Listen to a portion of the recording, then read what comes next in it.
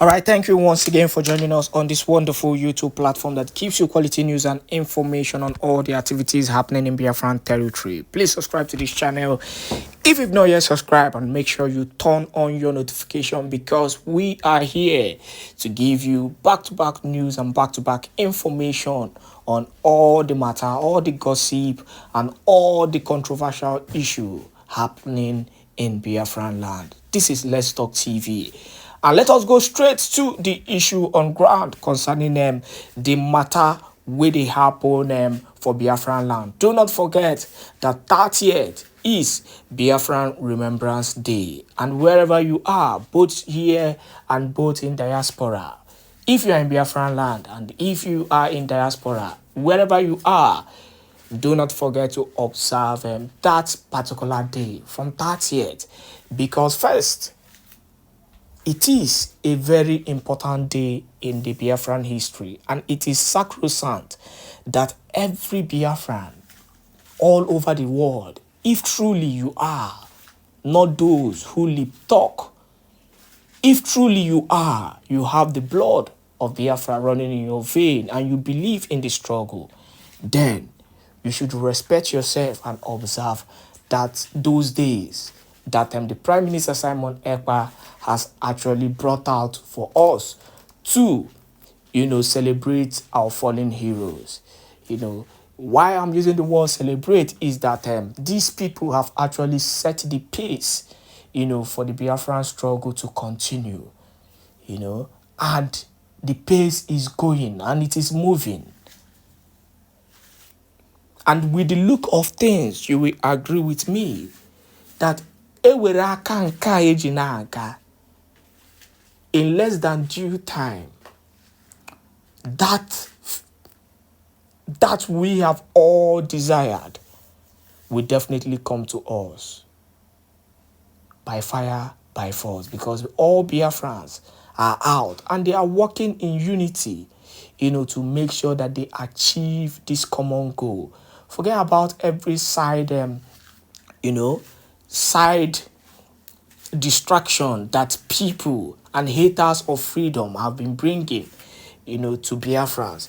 The reality check is that we are seeing the freedom coming as quickly as possible. Now, this particular audio that you're about to listen, video audio that you're about to listen is a very important one. One, the Prime Minister Simon Èkpá has actually exposed a particular thing in this emergency, broadcast that he gave. And that issue is a controversial issue that everybody needs to know. So wherever you are listening to the voice of the Prime Minister Simon Èkpá, do not forget to share, because not only you needs to know this kind of informations. These are very important information. And this stage that we are in is a critical stage that everybody needs to know what is actually happening in the struggle. So enjoy this wonderful video, and do not forget to share to as many platforms as possible. Share it on WhatsApp, share it on Facebook, share it on Instagram, and every other place you can share, so that our people will not be left out. They need to know, and they need to follow up everything and every activity happening in Biafran territory. So enjoy. First ever press conference by the Biafra government in relation to the African Commission on Human and People's Rights. My name is Dr. Ngozi Robreza, the Chief of Staff to the Biafran Prime Minister. Welcome, everyone. The 2023 Counter Reports on Human Rights Practices in Nigeria by the Bureau of Democracy, Human Rights and Labor indicted Nigerian government in so many ways of human rights abuse, violations, incarcerations, and killings. Closely related to the search for peace and reduction of killings in Africa is the International Crisis Group Report on African Union, Among the 8 major priorities in 2024 by African Union is the Biafran Ambazonia Alliance, signed in Finland in 2023 during the Biafra Referendum Conference under the leadership of His Excellency Simon Èkpá. This conference heralded the Biafra Charter and other important documents that have paved way for Biafra Declaration later this year. Today, Biafrans, through their Prime Minister and our Council, has continued to bring to world attention the violations, oppression, suppression, and inhumane treatment that Biafrans go through under the Nigerian government. From 1967 to 1970, when Biafra was a full-fledged country to date. The young country Biafra was thwarted by the Nigerian government with over 3 million Biafrans killed and many children starved to death by the Nigerian government. The policy that placed embargo on food, especially proteins, into Biafraland. Same problems that caused the Civil War of 1967 to 1970 still exist today in a more deadly format with the reintegration of terrorists into the Nigerian state, Islamization of Nigeria, and use of 2 laws in one country, creating a very dangerous diversity. A major violation in several human rights reports is the unlawful kidnap, torture, rendition, and continued incarceration of the leader of the indigenous people of Biafra, Mazi Nnamdi Kanu, by the Nigerian government. Several court rulings in Nigeria, including a United Nations committee set up to look into Nnamdi Kanu's case, have acquitted, discharged him, and sought reimbursement to him from the Nigerian government. But the government have refused to release Nnamdi Kanu or obey any of these court orders, both local and international. A country that has no respect for the rule of law is gone.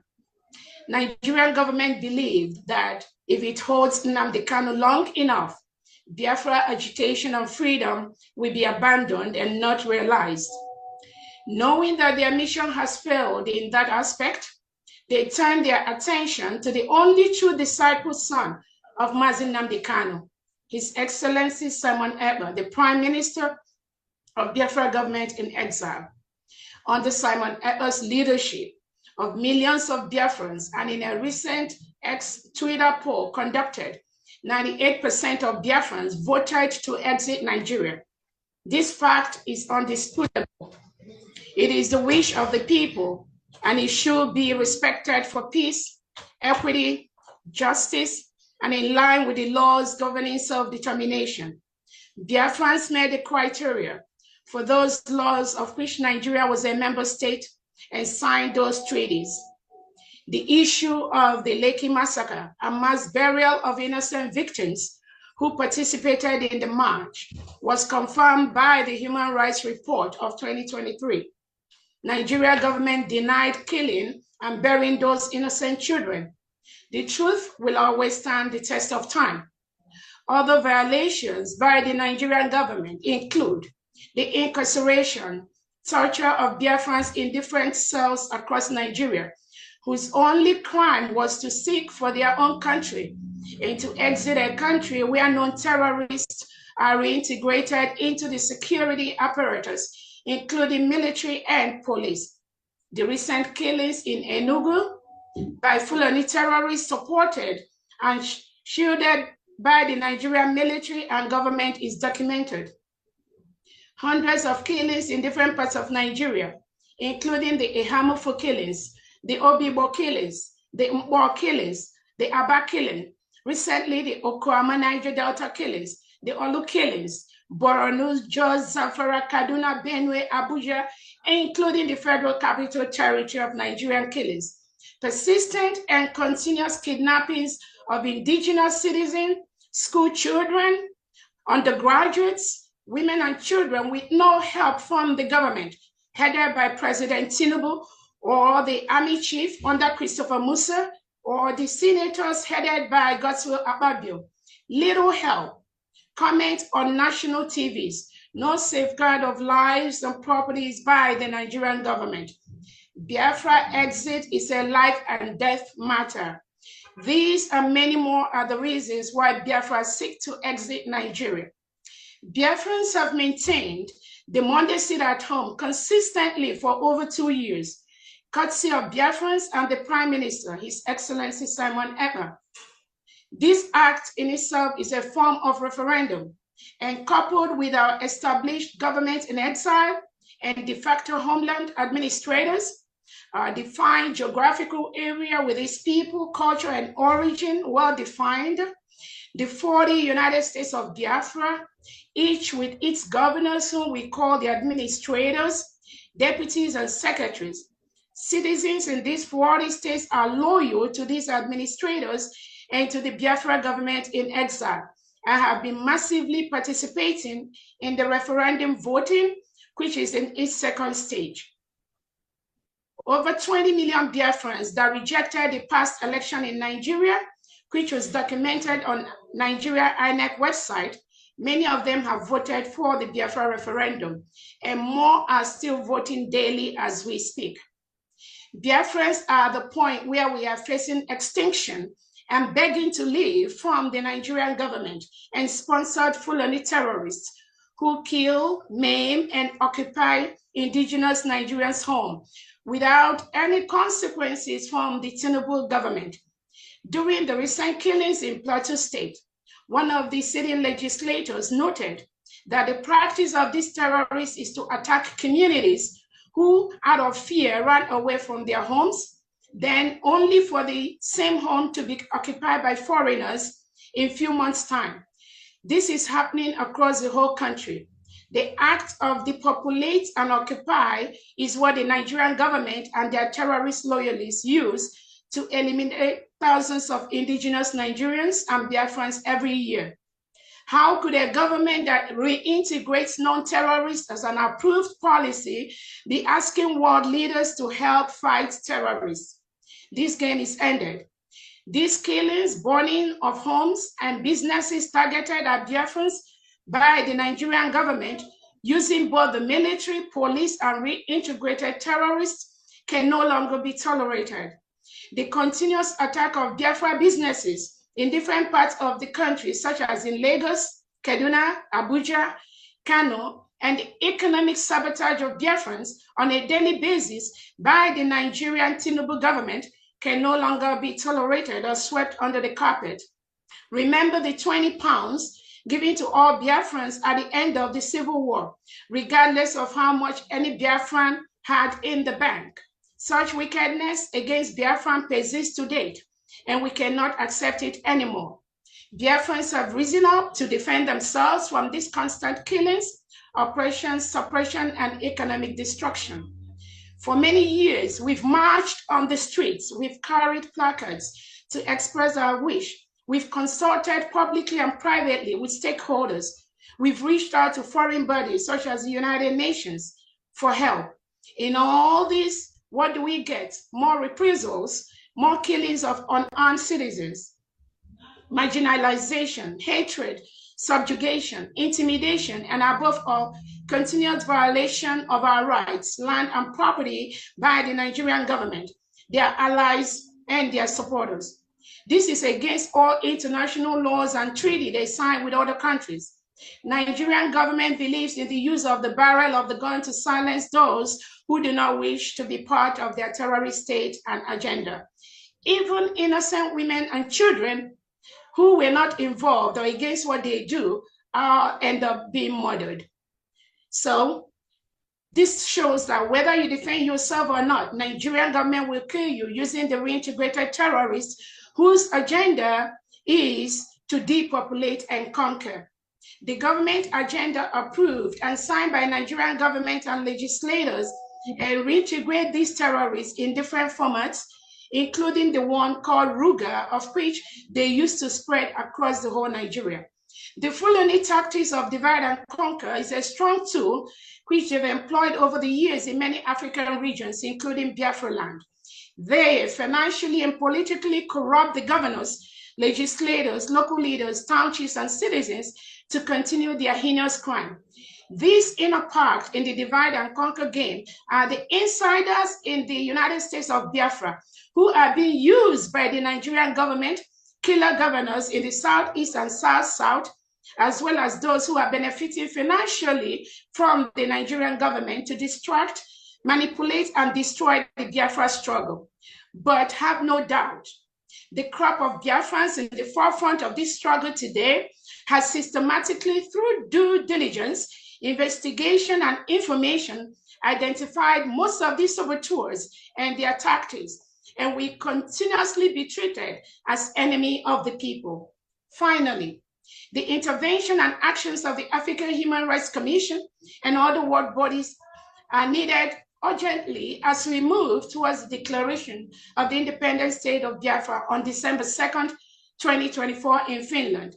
On this note, I thank our leader, Onyendu Nnamdi Kanu, for your steadfastness, resilience, and your stand for peace, equity, and justice. Keep holding on. At this point, please permit me to call on our one and only, indefatigable epitome of resilience, a man whom our leader, Onyendu, commanded Biafrans to go and follow and do what he says, because he is bringing a new dimension to this liberation process. The man that opened the eyes of Biafrans and the world to the iniquities, sufferings, killings, danger, and systematic elimination process of indigenes by the Nigerian government and state. The man whom the Nigerian president, army, police, government, senators, House of Rep, and their cabals could not sleep when they remember him. The one whose name is like a thunderbolt to the ears of the oppressors and killers. The man whose enemies post on Twitter faceless, without any face. The man who has consistently exposed the ills and wickedness and killings of the Nigerian government to the international stage. And for the first time, the world became aware of the ills being perpetrated by the Nigerian government and their cronies on a whole new level. This guy has shaken Nigeria to its roots, and nothing, absolutely nothing will stop him because he has the mandate of Biafran people with him. We fully support his actions towards our liberation from a terrorist state. He has threaded where many failed, and his wisdom and commitment to Biafra restoration sets him on the highest pedestal. Ladies and gentlemen, please join me to welcome the Ambassador of Peace, Biafran Prime Minister, His Excellency Agune Chemba Obatobie Mazi Simon Emba. Thank you so much. Thank you. Thank you very much. The Honorable Chief of Staff of the Biafra Republic Government in Exile and the de facto government in Homeland. Good evening, ladies and gentlemen of the press. Good evening, our cabinet members, ministers, heads of department, friends of Biafrans, ladies and gentlemen of the press. I welcome every one of you this evening. Good evening, our international attorney, Dr. Levy. I welcome you to this very first ever Biafra Republic Government in Exile press briefing to inform Biafrans on the milestone of this government within a very short period of time, especially on this Banjul court development. My fellow Biafrans, since I was elected the Prime Minister of the Biafra Republic Government in Exile, I made sure that we fulfill the promise to the Biafra people by following the template and liberating Biafra using multi-dimensional approach. The multi-dimensional approach, the political approach, diplomatic approach, and of course, in self-defense and armed struggle approach. The reason for that is that while we are following the international most acceptable way of liberating people that are being subjugated or enslaved by the oppressors, we as well, and at the same time, decided to protect and defend ourselves against a known terrorist state called Nigeria. So my fellow Biafrans, we continue to pursue the freedom of Biafra people using every mechanism necessary. Of course, there is a need for us to also use the judicial approach. And today we are in Banjul court with the Nigeria terrorist state. The Nigeria terrorist state, many people may not understand why we will continue to address Nigeria as a terrorist state. A country where terrorists are reintegrated within 6 months of so-called surrender.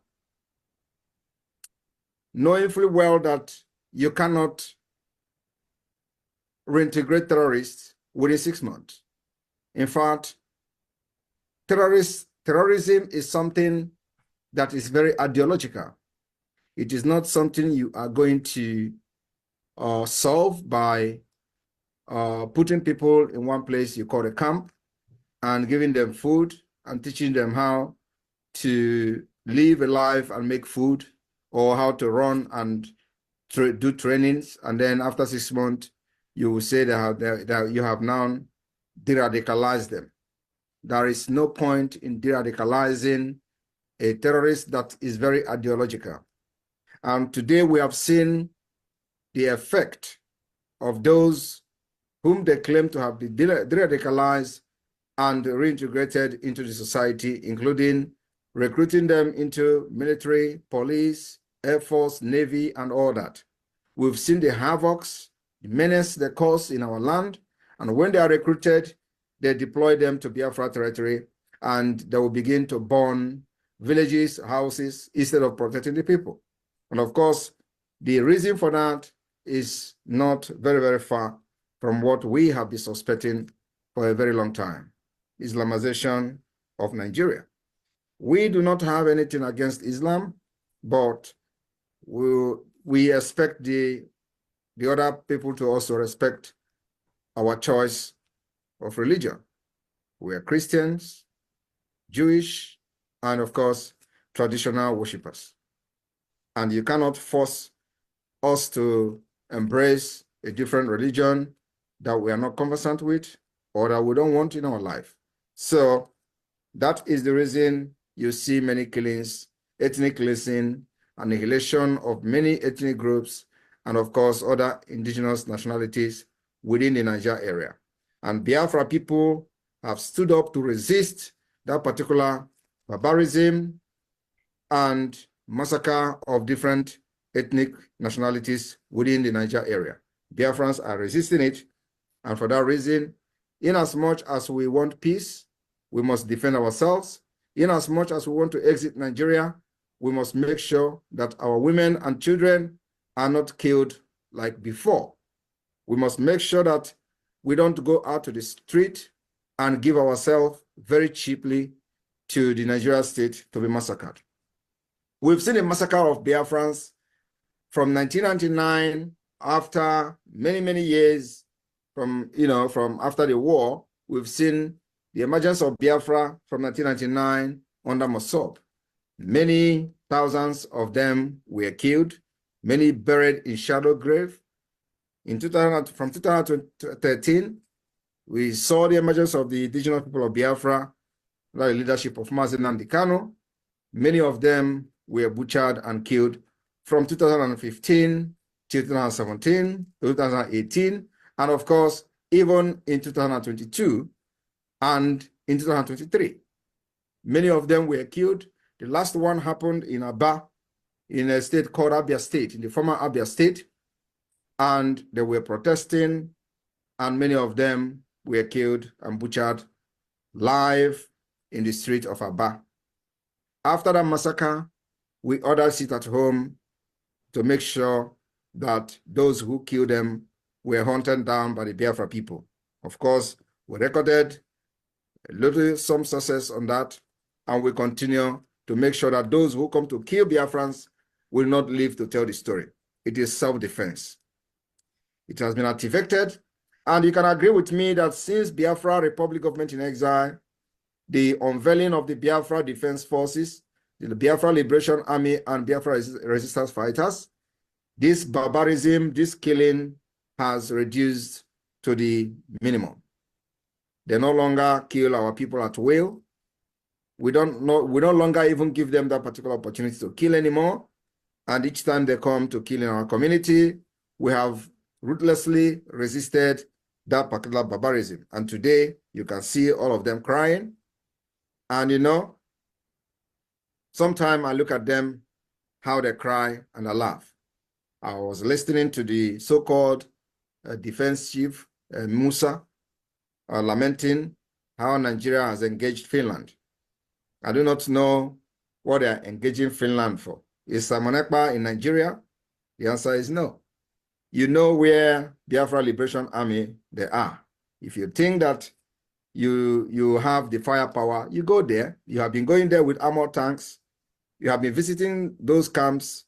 And of course, at the end of the day, you get defeated. And then you go to the social media and cry about Simon Èkpá. Is Simon Èkpá in Nigeria carrying gun? Is Simon Èkpá the one that you are coming to kill in their villages, in the villages?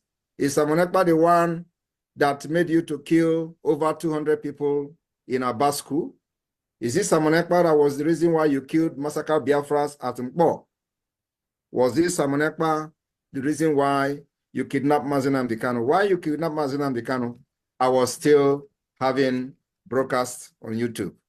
I have not even proved anything to the terrorist state of Nigeria. You kidnapped him, thinking that after that, Biafra will end. In fact, after the kidnapping of Mazi Nnamdi Kanu, many of you organized press conference, from the special advisor to the president then, to the national security advisor, to the Minister of Justice, AGF, Malami. All of you organized press conference bragging how Biafra have ended, bragging how you can never hear, very soon, nobody will hear about Biafra again. You thought you all succeeded, but hey, actually, I am just starting. If you think that you have cried, believe me, after the second day of December, when Biafra may have counted their vote and issued a declaration for the restoration of independence state of Biafra, believe me, your cry will multiply by 1,000. I want to also assure you people that the voting for self-referendum that is going today have recorded a very tremendous success. Today, from the homeland alone, we've recorded over 6 million votes. 6 million. And this is just the first stage of the voting. The first stage is going to end this May ending, and we enter the second stage. So those 20 million Biafrans who boycotted the election on the order of the Biafra Republic Government in Exile during the Nigeria general election, I believe many of them are ready to cast their vote. And the number of those who are waiting to cast their vote may have even increased. And on this note, I want Biafrans to listen to the awareness that we have created globally. Today in America, they are talking about Biafra. In Asia, they are talking about Biafra. We'll force the American media to start writing about Biafra. It is a must, because it is going to be the beginning of the civilization in Africa. And on this note, I call on the media team to flash on the screen the latest development. As a matter of fact, I do not know which country this video is coming from, but just to show you how far the Biafra self-referendum awareness have reached, I want the media team to show this video on the screen. Like I said, I do not know from which country, but there are Biafrans, and this particular awareness has penetrated, and we are now global. So media team, flash it on the screen, and I will continue from there. Thank you.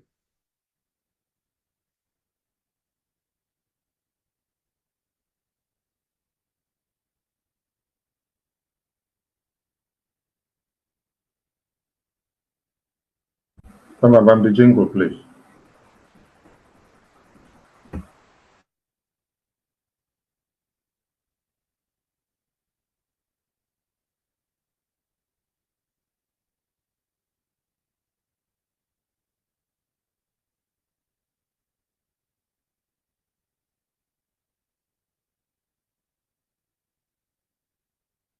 Go to referendum now. Biafra is going. Anything I know, Biafra is going. Kind of life and direct, we are going. So when you vote, you have to vote because we need it tomorrow. I will need to vote. Let's go home and fix our place. I want to buy the money. I am unmarried to Èkpá. Otu group esa na ebe a nga Captain Park Igolo otu ka ndị banyị nọ nga Springs etu a nga Sibokane otu ka ndị banyị ke ndị nọ n'ụlọ anyị need to do banyị ndị obodo adịgo tired of us ha na-agwa m ya they are tired ibu ma akwụkwọ adịrị enye akwụkwọ n'obodo a even some people na-eji citizen ha go n'airport they made them up with their citizenship so biko onye ọbụla mara if you apply ịnọgharị from obodo a dị better for you. So, this song they are no good. Either they are not or they are not. 2021, the Bible will go to 168. It's also more than whatever they want to do. Africa, whatever they want. But you can't no. No matter how messed up home is home. From there back, they go tired of us. Let's go home. What happened now? The one that makes me go to Kaila to buy I rest my case. Because there is some now I don't do that. My mother has alone. I want to buy now. I'm going to have food. I'm going to have I'm not told you. I'm not going to have bank. I'm not told you. So if I got to make it expire, I'm going to go home. So Kaila just do the back. I rest my case.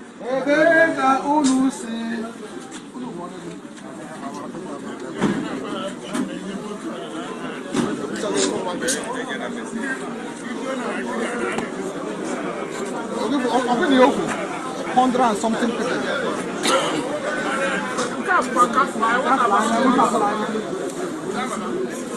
If I do, man, I know you go to China.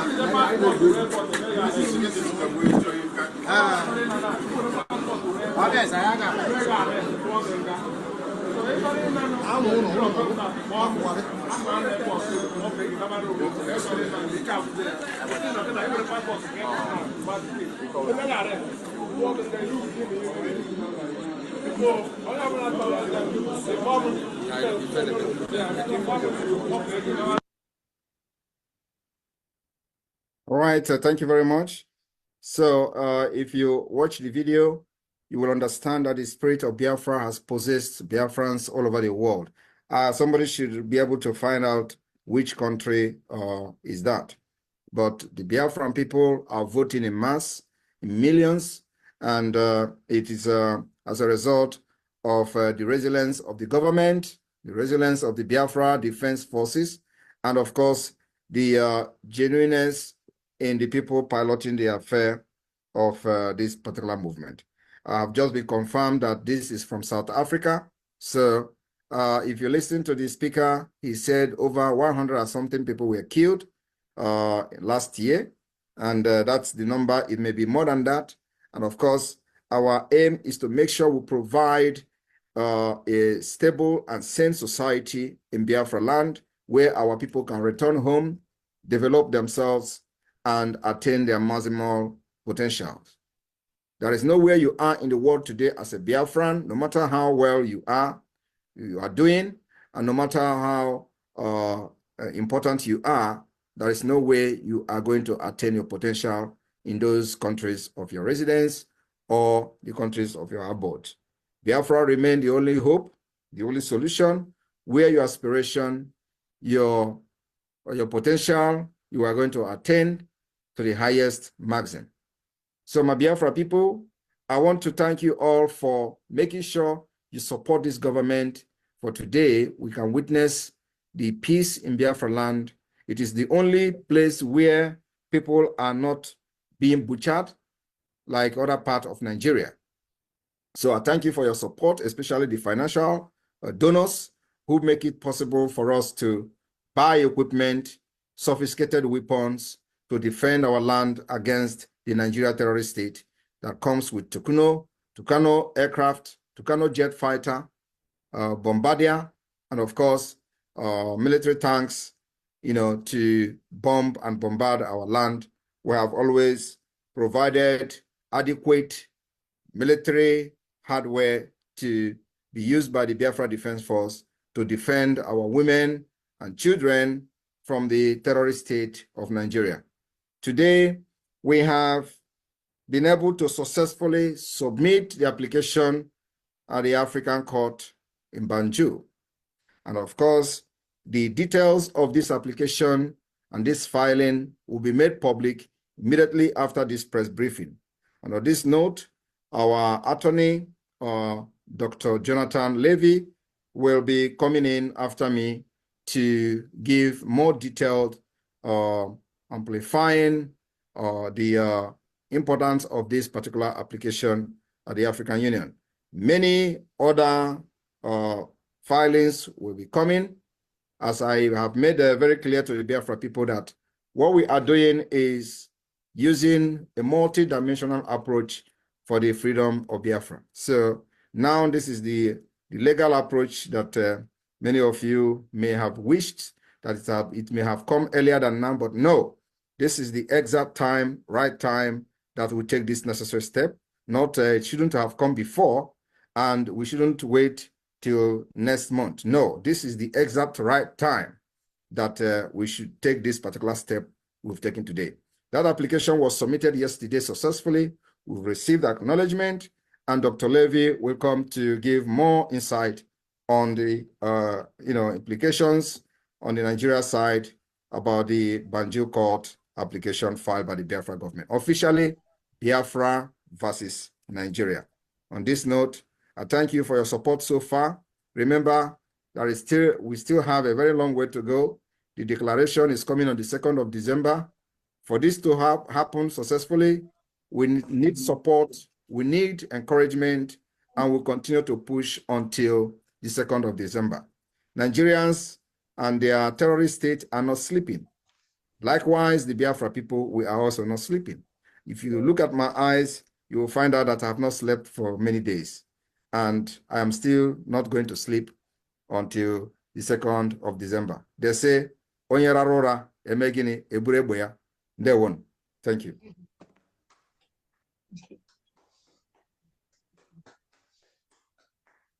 Thank you, the Prime Minister. Dr. Jonathan, over to you, please. Thank you, and thank you, Mr. Prime Minister. I also want to thank the spokesperson for making my job very easy, because we all know the background, and she summed it up very well. For those of you who don't know me, I've been involved with Biafra for a long time. I've filed in the past many of these human rights complaints that seem to go nowhere, and my position has always been, when there is a united government of Biafra, such as there is now, we will start to see some results. So now we move forward with a filing with the African Commission, but not on our hands and knees. We don't come forward as a supplicant begging them. We come forward as the government of Biafra. And the name of the communication, the filing that's been made with the African Commission is Biafra versus Nigeria, not Mossab, not some other organization, but the government of Biafra. So that is what's been filed. And thanks to the organization of the government, we had a person in Banjul who was able to negotiate the filing over the counter with the commission. So we have a file stamp on there. And now the Nigerians have to answer. The Nigerian government has to answer, but not to an organization, not to a person, but they have to answer to Biafra. And here, I'll show you. Let's see if I can just share the screen here. Bear with me. Here we go. So if you can see this, it says, before the African Commission on Human and People's Rights, Biafra versus Nigeria. This is it. We come as equals, filing our complaint. And you can see, there it is, the file stamp of the African Commission, which was achieved at Dr. Levy, Dr. Levy, yes. Are you sharing a screen? Because we can't see. Oh, no. Well, I'm trying to share the screen. Let's see. All right. Let's see. Let me see. So let's go back. Yeah, I want everyone to see what the effort was here all about. Go back here. Well, it's maybe I need to do this. How's that? Better? No, still not. Yeah, okay. I think it's good now, but yeah. It's Here we good. go. Yeah, I see it. So anyway, here we're talking about Biafra versus Nigeria. That's the heading. So the Nigerians will see this, and they will see the first thing they see is the word Biafra, which will just cause them immense pain because that's the word that can't be said, and they have to answer. They don't have to. They have to answer to Biafra.